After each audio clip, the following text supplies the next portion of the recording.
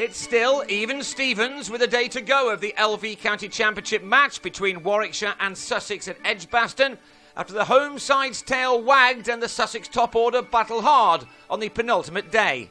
Warwickshire began the third morning on 252 for 6, 59 runs behind their visitors, and lost Keith Barker as he nicked Steve Magoffin behind after 16 more runs had been added. Yet, before Sussex claimed their next wicket, Warwickshire were ahead, mostly down to Jeetan Patel, who is one of the better tail-enders around. He loves to play his shots, but is by no means a slogger, as these strokes show. He was as good off the back foot as he was off the front one, and he played some delicious shots through the covers, as he and Tom Milnes took their side past 300 and then into the lead. Milnes, who began the day on 24, kept Patel company in a partnership of 57 for the 8th wicket, which took their side 14 runs ahead. With a total on 325, Milnes, who'd moved on to 48, just a shot away from his career best, edged Chris Nash to Chris Jordan. Sussex had time to wrap up the innings before lunch, but Maurice Chambers got away with this, the ball just about reaching short leg. That allowed Patel, after the break, to get to his 4th 50 of the summer. He'd needed 72 balls for this one, reaching it with his second 4 off 3 deliveries from Magoffin, who was working tirelessly for his 5th wicket of the innings. That duly arrived in spectacular style when Chambers, on 13, edged the Australian to Ed Joyce, who dropped it, only for Jordan to brilliantly scoop up the rebound. That gave Magoffin his 3rd fifer of the season. Patel was left only with Ricardo Gordon for company, but the last man stuck it out for 40 minutes while Patel played some shots. They included this 6 off Will Beer as the Kiwi moved to a season's best 78.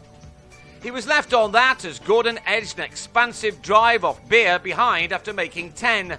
That meant that Warwickshire were all out for 394 for a first innings lead of 83, Magoffin taking 5 for 87.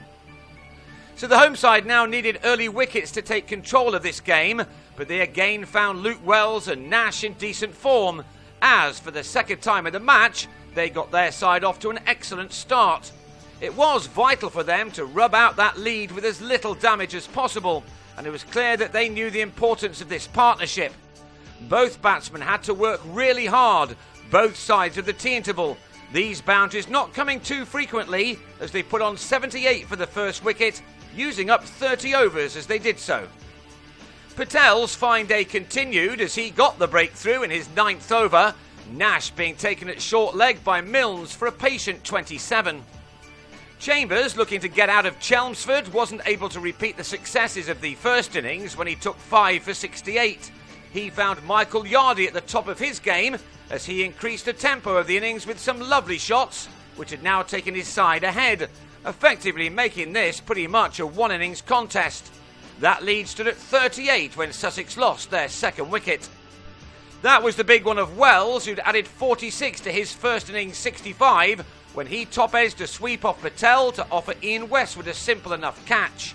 That gave Patel his 49th wicket of another excellent championship campaign.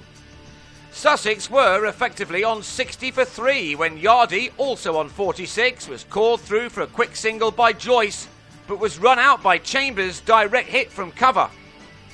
Joyce needed to make amends for that, and he at least saw out the last 5 minutes of the day with night watchman Beer.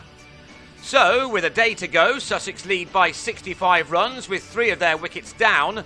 Realistically, they need to win this game, and so the final morning will be an important one for them. First, to make sure that they don't open the door to their hosts, but also to see if they can set a target. They will go again on 148 for 3. Warwickshire, incidentally, may have to do without Tim Ambrose, who broke his right thumb when being dismissed on the previous day.